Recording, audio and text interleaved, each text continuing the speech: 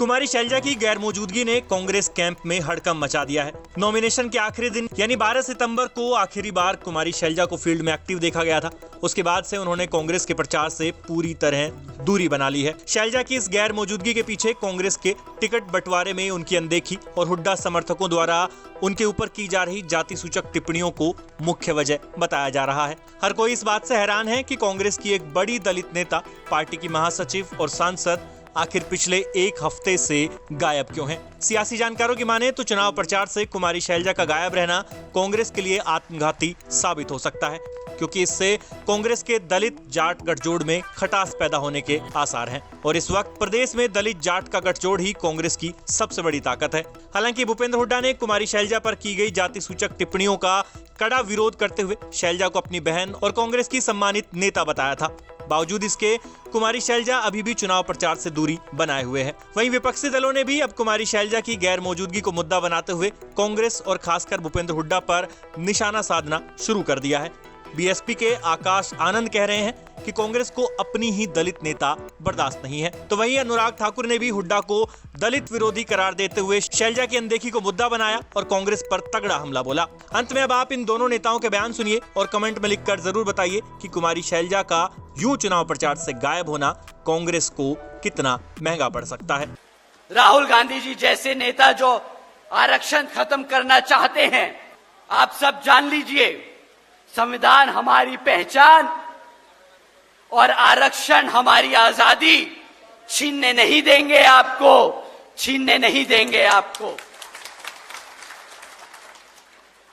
साथियों, इन्हें तो अपने ही हरियाणा की दलित बेटी बर्दाश्त नहीं होती। बाबा साहब, मान्यवर साहब, आदरणीय बहन जी और हमारा समाज तो दूर की बात। आप सबने देखा होगा, इन लोगों से हमारे हरियाणा की दलित की बेटी बर्दाश्त नहीं होती। आदरणीय शैलजा जी के लिए हुड्डा के समर्थकों ने कितना बुरा भला बोला, वो सब आप लोगों ने देखा। एक बड़ी दलित नेता है वो। शैलजा जी का हम पूरा आदर सम्मान करते हैं और इस मंच के माध्यम से हम ये पूरे हरियाणा को बता देना चाहते हैं कि आप एक दलित होकर अपना पूरा जीवन कांग्रेस को समर्पित कर सकते हैं, परंतु तब भी ये कांग्रेस आपको वो सम्मान नहीं दे सकती जो आपकी अपनी पार्टी बहुजन समाज पार्टी देती है। साथियों, मैं ये दोबारा दोहराऊंगा, राहुल गांधी जी, हुड्डा जी कांग्रेस दलित विरोधी थे, दलित विरोधी हैं और दलित विरोधी ही रहेंगे।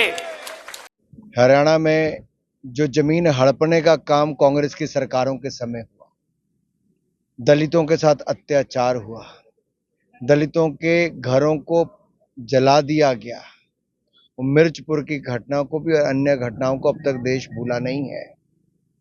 अब यहाँ पर एक दलित बेटी जो चुनी गई सांसद, उसको भी बोलने का अवसर नहीं दिया जा रहा। जिस तरह से हुड्डा जी के समर्थकों ने कुमारी शैलजा जी को बार बार अपमानित किया, ये अपने आप में दिखाता है कांग्रेस ने मन बना लिया है। जैसे राहुल गांधी जी ने कहा कि आरक्षण खत्म करना चाहते हैं, मुझे लगता है यहाँ से कांग्रेस दलितों का नेतृत्व ही खत्म करना चाहती है। हिसार से सांसद जयप्रकाश है, उन्होंने पहली बार नहीं अब की बार कलायत में एक बयान दिया है कि जो लिपस्टिक बिंदी लगाकर नेता बनना चाहती है, यानी महिलाओं के लिए आपत्तिजनक शब्द। मुझे लगता है जहां एक और दलित बेटी को नहीं बोलने देते, वहां पर आम कांग्रेस की सोच है कि महिलाओं को अपमानित बार बार कैसे करना है।